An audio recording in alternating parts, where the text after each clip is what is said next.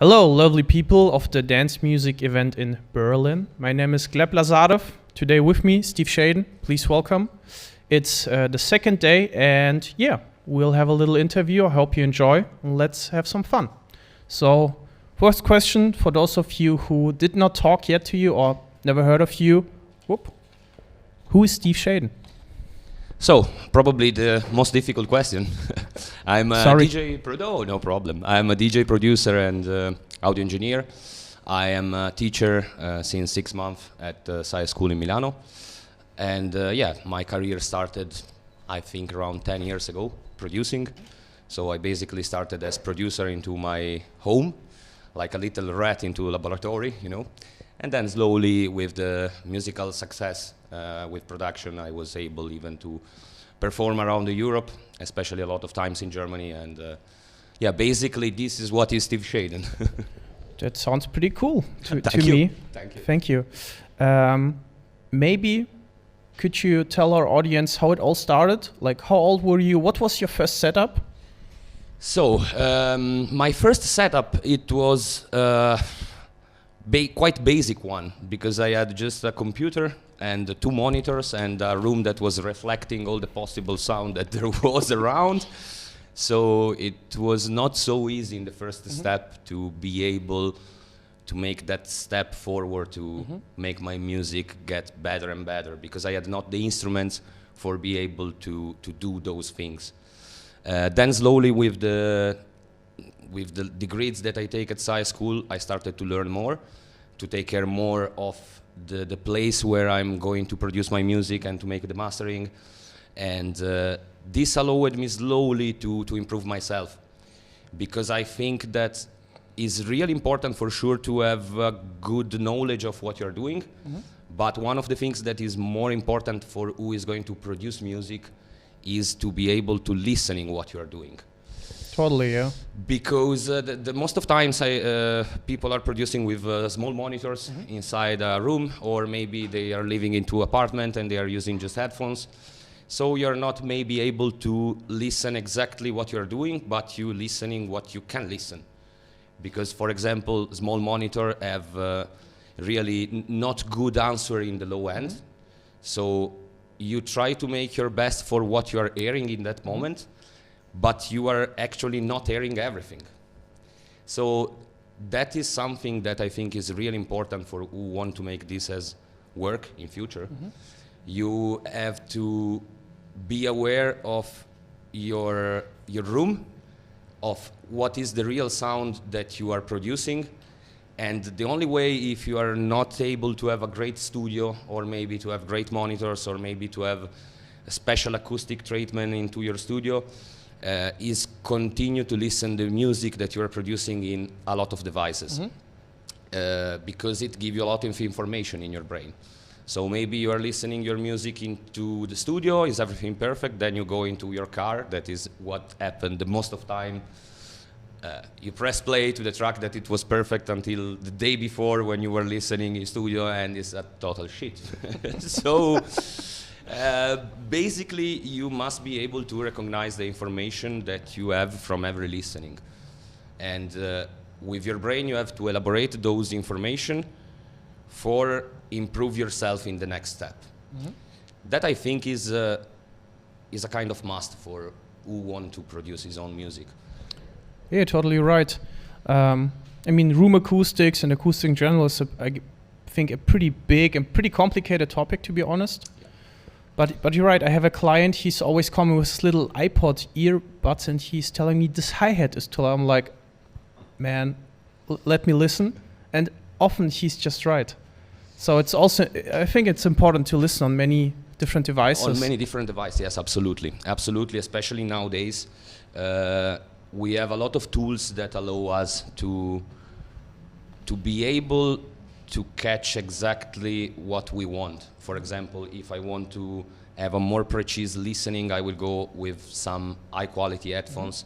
If I want instead to feel a bit more the body of the track, I will go with monitor or with maybe big monitor. So yeah, basically everyone has his favorite listening point, is not needed maybe have a super beautiful studio with thousands of euro and so on, but is needed that you are continue to work for have information and gather information from every listening that you have of the work that you are doing. Because basically it's that the audio engineering. I mean, it's like elaborating what you listen and trying to elaborate it with your brain and make it transform in something that you can hear. Pretty cool. I heard with your answer before that you studied. Yeah. Could you maybe tell us a bit about that, like your background? Like, did you learn a lot by yourself, or you studied something? Did you learn it any other way? Any tips? As producer, I started to produce the most of time alone. So it means that I was not subscribed at university at time. Then going ahead, I wanted to learn more. So around 19, 20 years old, I subscribed me to high school, university.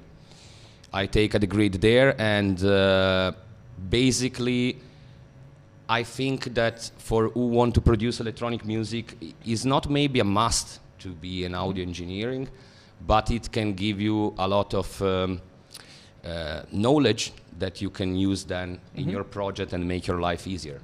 Especially in the style of music that I produce, that is techno. We are there is maybe rules that we are using, but techno is basically noise. If we compare it to music like acoustic one, classic music, and so on. So you must be able to manipulate noise and to be able to make them sound their best. So, for example, when you are using a kick drum from techno music, you must be able to learn how to compress it, how to be able to make it stand out of the mix, and to not be eaten by the other sounds. So yeah, basically the study that I did allowed me to have more knowledge about what I was doing, because the first time I was just like, I need to compress the kick because someone tell me that the kick must be compressed in techno. I know that, yeah. That's the same. I did. It's actually what happened to a lot of guys. I mean, I heard a lot of guys that are thinking like that there is a rule for everything. Like, I need to equalize, I need to compress, and I need to do this. It's like, a kind of must. But it's not that, because basically you have to know what you're doing, and in the moment you know what you're doing, you decide when is the right moment to do something or not. So maybe sometimes your kick don't need compression because it's already over compressed, and in the moment you are going to compress it again, instead of make something of good, you're going to destroy the sound. So yeah, basically I think that the study that I did helped me a lot to improve myself, and that's it. Thank you. Welcome. I have a little bit of other question. I think a lot of people struggling, like we talked about, if you're listening to a loop too long, like you get frustrated. Do you have any rituals before a studio session or a working there or anything else that you do that gets you in a good mood, or anything special? Like you have a good cup of tea or coffee, or any other things especially? For sure, a good coffee it can help. Okay. For sure, a good coffee it can help.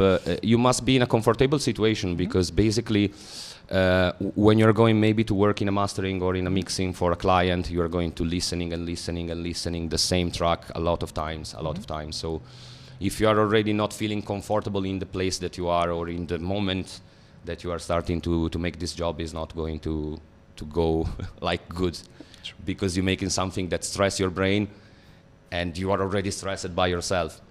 So my ritual is quite every day the same. I mean, coffee, and then sit in front of my computer and start to work with the client that are maybe coming into my studio. And yeah, slowly start my day by day, the same way of work. So yeah, basically I think that everybody have to be comfortable in the moment they start to make this kind of job, because it even if it don't sense, it requires a lot of psychological energy. It does, yeah. I know, True, I know, true. I know, because maybe sometimes you are even frustrated because you are not able to reach exactly what you want. So sometimes it's just needed maybe take a couple of days of break. Don't go in studio, go in to walk in the nature or having party or go to play PlayStation, I don't know, whatever, it make you feel good. And then back when your brain is more ready to make that kind of work. It's like go to the gym. If you are, I don't know, don't feel so good or don't feel with energy and you are going to the gym anyway, you're not going to make a good training. So it's basically the same. If you are starting your studio session with not the right mood, maybe you have something else in your brain that doesn't make you relax, it's not going to be a good session, I think. For my experience, at least. That's some good tips. Yeah, I get you. A good, comfortable situation is important for a good session. Maybe let's talk shortly about your situation before and after Corona. Did anything change? If yes, did anything get better, worse? For sure, Corona, it was a big problem for all our business in general, especially for who as me is a DJ that travel a lot and not playing maybe a lot in his country. So yeah, from work side as DJ, we have a real strong impact, and the problem is that we are not seeing at the moment a light at the end of this tunnel. Unfortunately, yes. Unfortunately, so yeah, we have a lot of strong impact from that side, but from the other side, I have more time to spend in studio, and probably this thing that you don't have to think about the gig of Saturday, prepare for the gig of Saturday, and so on. It allows you to be more relaxed in the producing or in the work that you have to do in the studio. So it took off time from the DJ work, but it gave more time to the producing work. So that is what basically changed. If you tell me if this change was positive or negative, I think that everybody in the world will tell you that is negative, because yeah.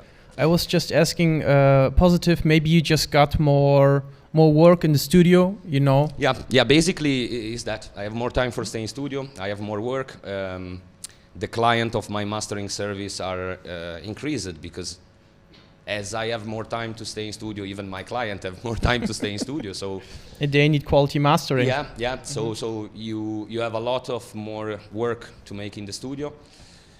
Even if I think that slowly, even the new producer that usually are the one with the fire, it means that they produce like one track every week and they are like smashing everything. Probably this situation of Corona is starting to make them suffer a bit, and you know, maybe people think, come on, music is not more so important. So in the first month, it had a real good improve. Then more we are going far in this situation, more I think that people is like going a bit down with the mood. Yeah, we don't need all that club music. Actually, there's no use for it, except listening at home. Especially for who is making like my kind of techno, that is more a kind of techno for the club. True, yeah. You know, you have that feeling, even because as producer, when I was producing my track, my goal was to finish the track before the weekend for play it into the club, and you know, watch the reaction of people, listening how it was the mastering. Maybe I made some mistake that I could, you know, change.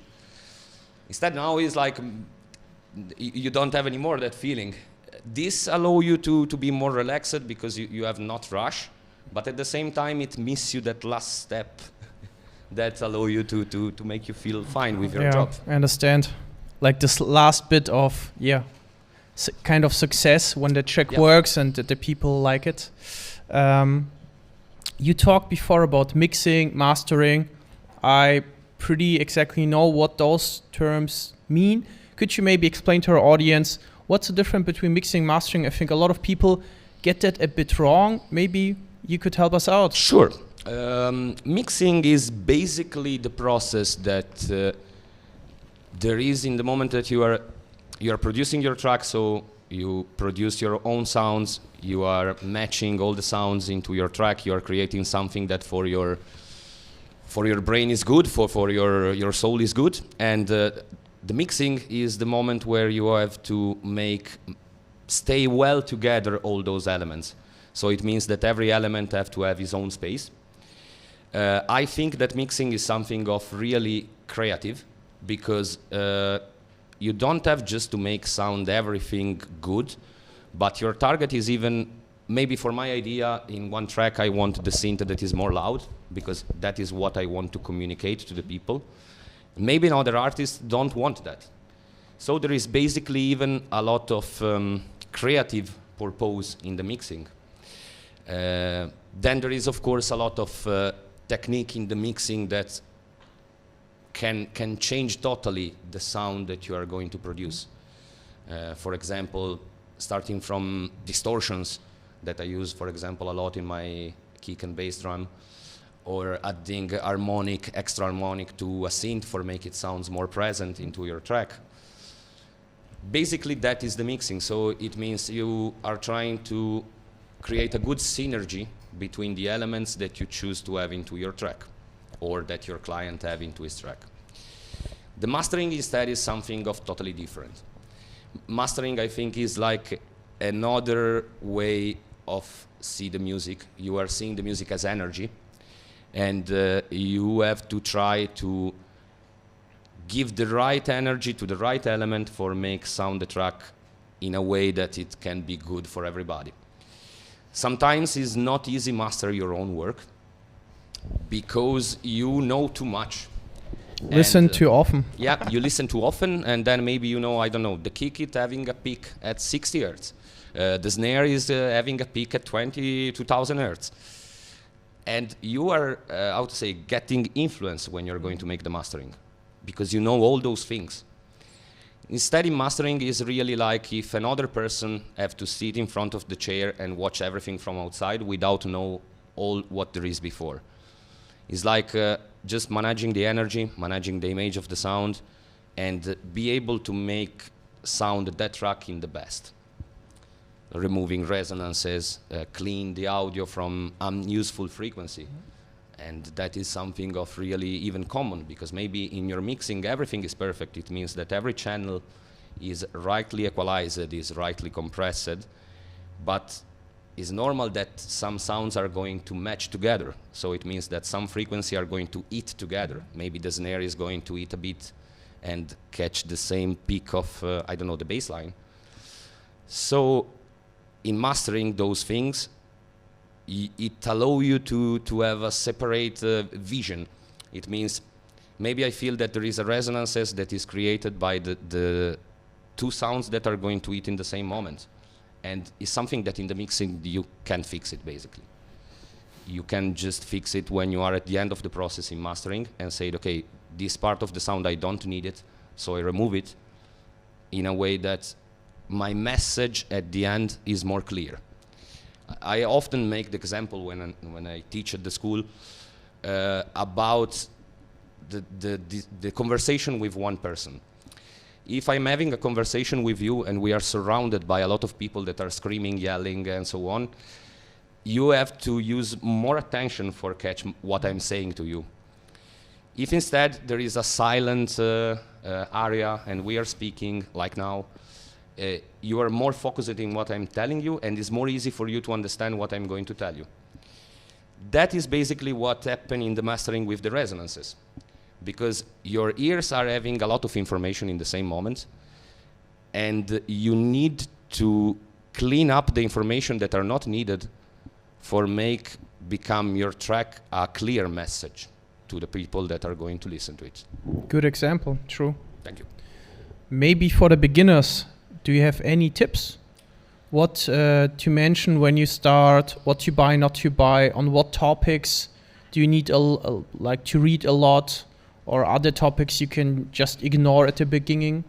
I think that in this work you must be hungry of knowledge. You must always want to learn more, always want to understand more. Because if you don't have this feeling of want to learn day by day, it will not be probably good for you. So for who is going to start, I would probably suggest before that they start to, I don't know, buy every single plugin or every single VST in the market just because it's cool, it's fancy, to learn the base of what they are doing. So I think it have no sense to buy an hardware compressor when you don't know what is compression. So basically, maybe you start to learn compression with your Ableton, with the normal compressor inside Ableton, and then slowly, when you have understand it, you are trying to maybe find a good compressor for your for your target. For example, I'm using different compression in the kick. I'm using one kind of compression that is maybe giving a bit more of warm feeling, is giving how to say characteristic of that compression sound. Instead, if I'm going to compress, for example, an hi-hat, I'm going to try to use a real transparent compressor. But I think that those tips are coming after that you know everything about what you're doing. It's really important that you know what you're doing in that moment and you just don't make the things because they say you like that. So you say rather start with the basics, read a book, try it out as cheap as possible, and then you can get expensive stuff. I think yes. A lot of guys are like taking, how to say, some suggestion as kind of rules. Like every sound must be compressed in that way, every sound must be equalized, every sound must have this, must have that. It's not correct. I think you must learn what is needed. Is not something that is going to be scientific in a way that there is a procedure, a protocol to make every single time. It depends by the sound, it depends by by what you want to achieve. So basically, what I really suggest is to practice a lot, spend a lot of times in front of computer, trying different method of compression, heard what is the difference. It means like I finish one track, I export it, and I use a heavy compression in one track, then I create a similar track with a compression that is maybe less heavy, and then I go to check it outside in different speakers. That it can be the speaker from, I don't know, your girlfriend's place, or the car, or whatever, and you start to understand what is needed to do really, and what you're doing. When you have the idea clear of what you are touching, I think that it comes the good part, because audio engineer, you have really a lot of instruments for change the sound, and every single instrument have different, how to say it changed totally like the sound. So once you have understand the basis, you can go deeper. And that, I think, is the best part. Thank you. Welcome. I have a bit of other question. It's also related to your studio work or your work in general. Do you have any favorite or like coolest project you worked on, like for yourself or maybe a client, anything you want to share? I think that one of the projects that give me really a good satisfaction recently, it was my last EP that is called It's My Time.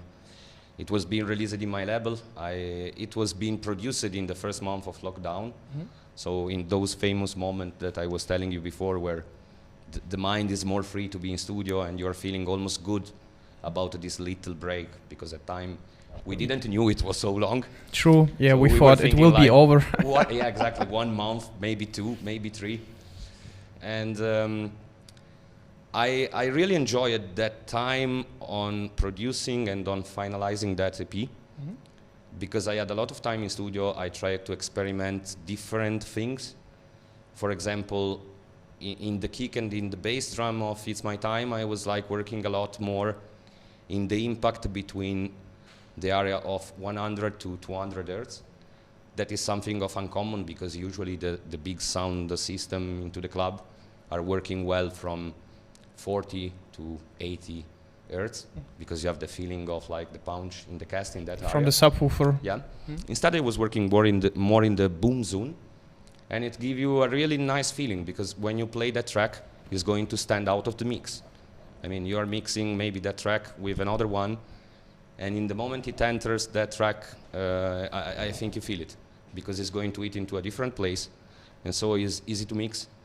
It's a good feeling when you heard it, and your ears are not used to hear those kind of sounds, because it's not what is common, let's say. And that's what probably in my recent time in studio, it was like the best thing. Then, of course, in past, I had the pleasure to collaborate even with a lot of artists. A lot of them were not from my place. So we were, how to say, sharing files and stay in touch with internet. And even those things are really nice, basically, because it allows you to share a kind of connection that is just possible, I think, with music. It's something that's nothing else it can give you. True, yeah. Without words, except we have vocals, but yeah, okay. Yeah, vocal for sure. I mean, you need to record it, but you know, in my kind of music, vocals are just sometimes. I mean, I'm not producing pop music where the vocal is like the main thing. No, I meant music. Can you give this emotion, like a lot of information, without necessity of speaking? Of course. And this is nice. Just I can give you a track, and you probably will know what feeling I had while making it, maybe, or you have a rough idea at least. Exactly. And I think is that the point, because one track, it can be. I can maybe produce one track, and in my brain in that moment I have a feeling more, I don't know, of energy inside the club. Maybe the same track, it can be listened by a guy that, I don't know, wants at just a bad day, and want to just clear his mind, so pump up the volume of the stereo and just listening that music. So basically music is giving a lot of different feeling from the people, and that is nice even, because you can try to imagine what was in the brain of the artist, but you have even your own feelings that maybe are different. So it's good. You talked about lockdown. I read on your website you have a radio show. Yeah. You're still doing it? Right now you do it more or less? I think that I will do it again soon because of this lockdown. My radio show, it was like 4 years ago. It was a quite good one because I was able in 4 years to gather 26 radio from all over the world. That's pretty much. It was good spread. The problem is that then with the work as mastering engineer, as mixing engineer, as producer of my own tracks. And artist work. Probably one already would be enough. Exactly. To fill your calendar. Exactly. Then nowadays we need even to take care a lot of social. That is something that is not so much probably for me, because I'm more, as I say, like a rat of studio. Like, so yeah, all this work, it didn't allow me to stay focused as I wanted into that project. So after 2 years, I decided to take a break. That is actually very long because I didn't restart it, but I have an idea to restart something soon, maybe more focused in my labels as sound. So something that will be maybe a podcast or a radio show focused in the sound of my label.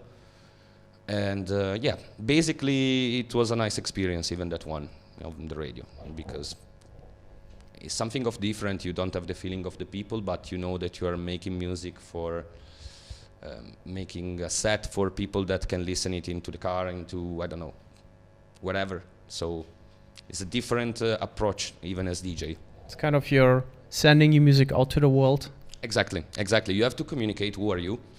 So you have to choose track that represent you, but at the same time you don't have in front of you the public. So sometimes maybe when you are playing and you try to play something, example, more hard, you feel that people in the club are not reacting so well to that. So you are going to, modulate your sound and trying to catch all the crowd, because that is basically your work. Instead, when you're making a work for the radio, you have not that pressure.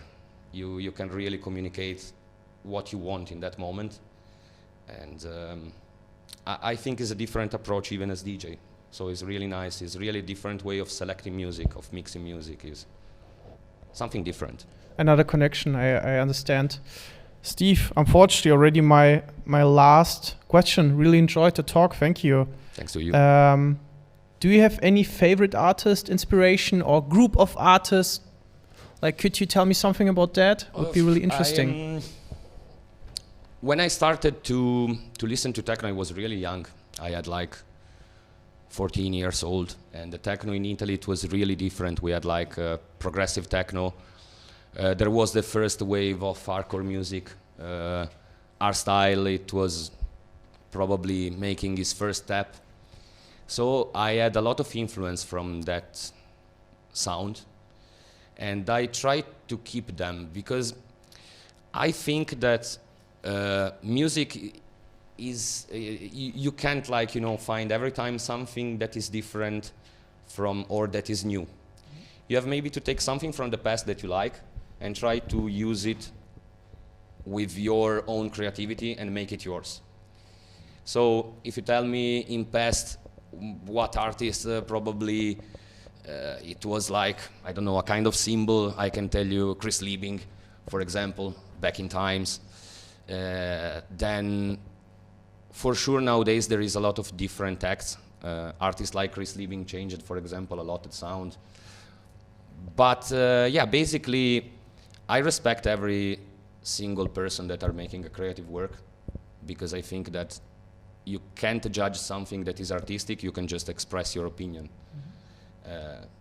So influence, I would say something more about the past music, the music where I grew on. And yeah, I'm trying to make that my own music, try to express myself and try to create something that there is not. I don't want to be a copy of a copy of a copy. I understand. Thank you. Welcome. Lovely people. I hope you enjoyed. Thank you, Steve Shaden. Thanks to you. And, it was my pleasure. See you soon. See you soon.